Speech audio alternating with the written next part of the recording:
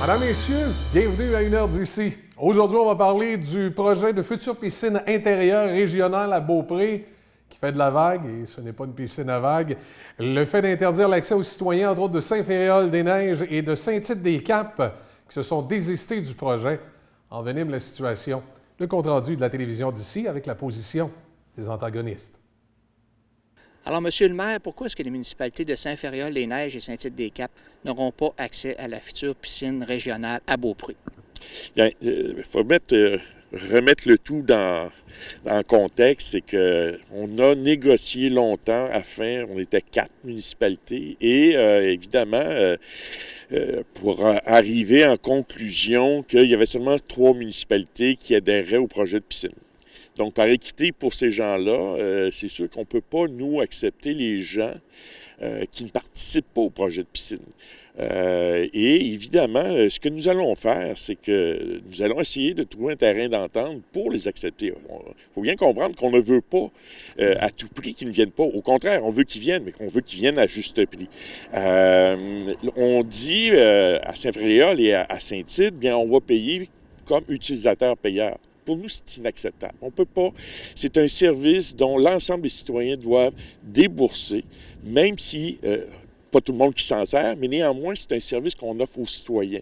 Et donc, il faut que ces municipalités-là offrent exactement le même service en payant à juste titre la part égale qui leur est due.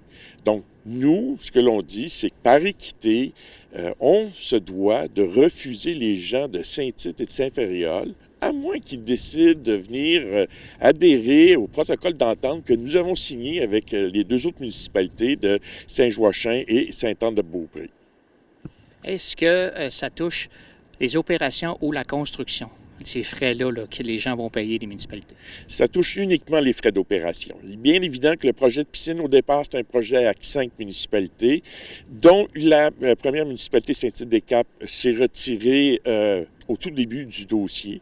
Par la suite, nous avons travaillé main dans la main avec 4 municipalités. La municipalité de Saint-Féréol, par résolution, nous a signifié qu'elle ne voulait pas embarquer parce que la piscine était située à l'aréna de la côte de Beaupré.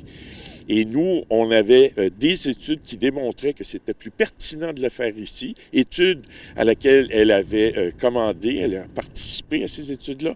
On a fait un sondage qui indique que 91 % de la population de Saint-Féréol et 90 % de la population de Saint-Tite-des-Caps étaient d'accord à ce que la piscine soit ici au centre multifonctionnel.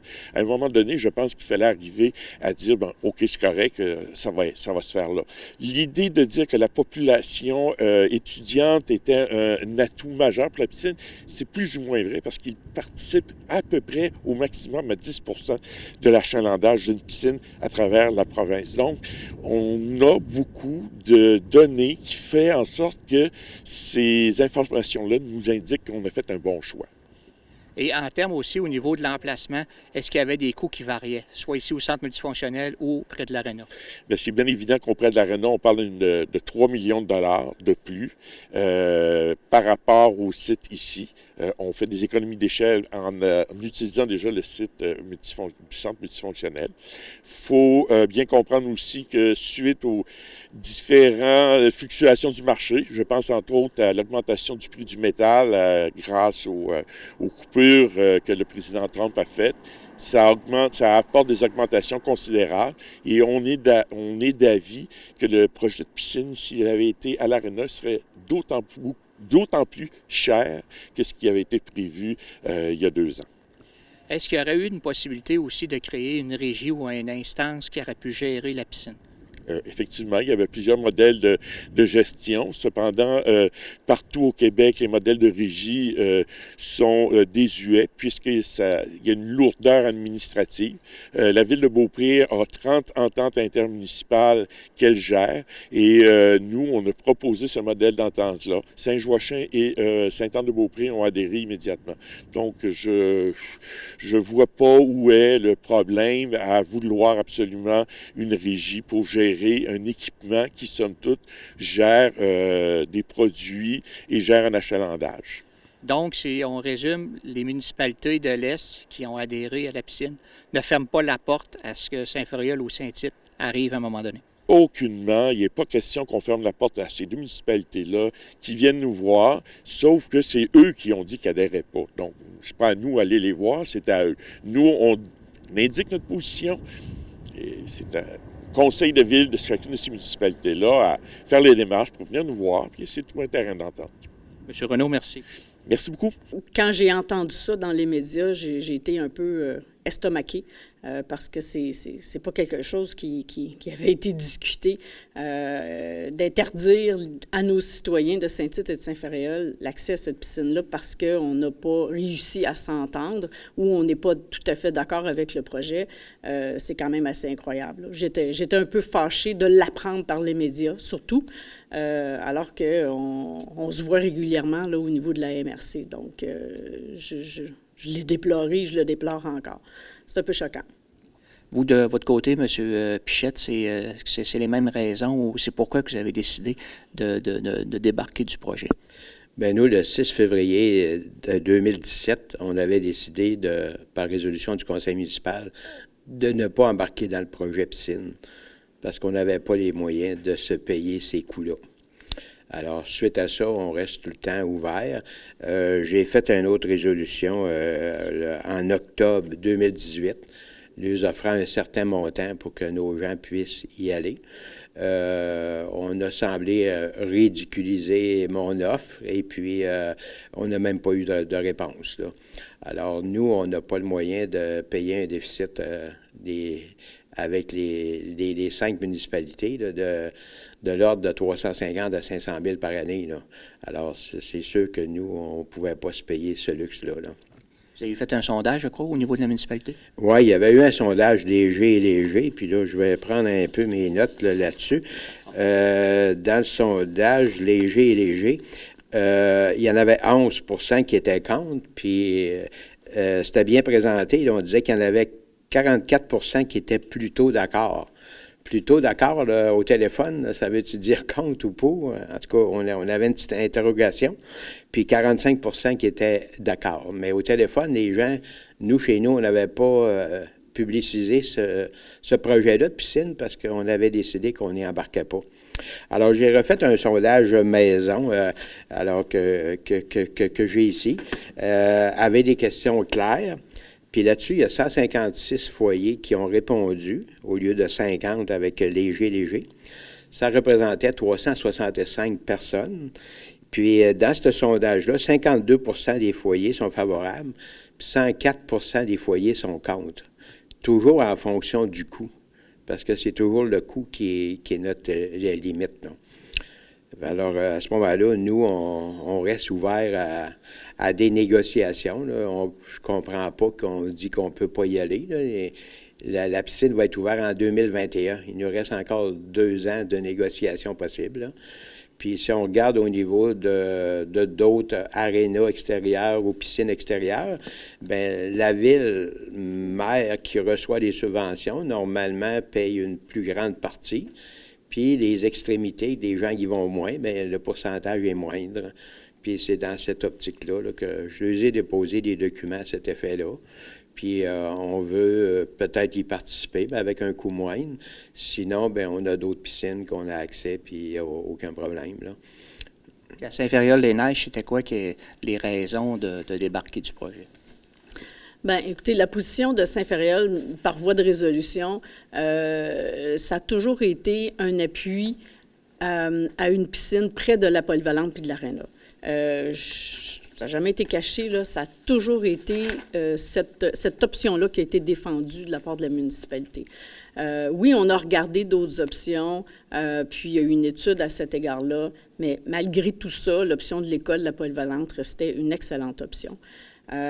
on n'a pas réussi à avancer très loin dans cette option-là pour analyser davantage les coûts. À un moment donné, ça a comme viré de bord, puis ça pressait, il y avait une urgence. C'est un dossier qui n'a pas été attaché en amont, là. Fait que ce qui fait qu'à un moment donné, ça a tourné de bord, puis c'est le centre multifonctionnel de Beaupré qui a été retenu, puis là, il y a comme eu une position vers ça. Nous, on a comme décroché, là. À partir de ce moment-là, ça devient une piscine municipale, une piscine, une infrastructure qui est collée sur le centre multifonction. Ça appartient à la ville de Beaupré. Fait qu'après ça, le type d'entente, c'est autre chose, là. Fait qu'on n'a pas d'entente, puis on en est là. Fait que on maintient notre position au niveau de la ville à l'effet que la polyvalente, l'aréna, c'était notre option numéro 1. C'est toujours notre choix numéro 1. Ce qu'on voulait, c'était une gestion commune. Tout le monde, on voulait ça, là, au niveau des opérations, au niveau de comment on voyait tout ça. Donc, ça aurait pu être un OBNL, ça aurait pu être à même la régie de l'aréna.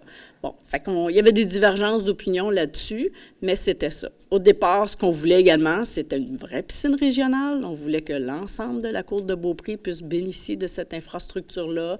Bon, fait qu'il y a des municipalités qui voulaient absolument pas embarquer. On a continué à discuter au niveau de l'est de la côte de Beaupré, mais à un moment donné, on a pogné un mur, là, puis on a fait comme, c'est ça. Fait que ce que je déplore le plus là-dedans, sans rentrer dans les détails, c'est de se faire dire aujourd'hui que par équité, on va nous interdire les accès. C'est que 100% de cette piscine-là, il faut comprendre qu'elle va être subventionnée par des fonds publics. Et c'est là. L'équité, ça ne marche pas, là. Donc, vos taxes, il y a nos impôts qui font qu'on en paye une partie d'un montant de 6 millions qui provient du gouvernement. C'est pas rien.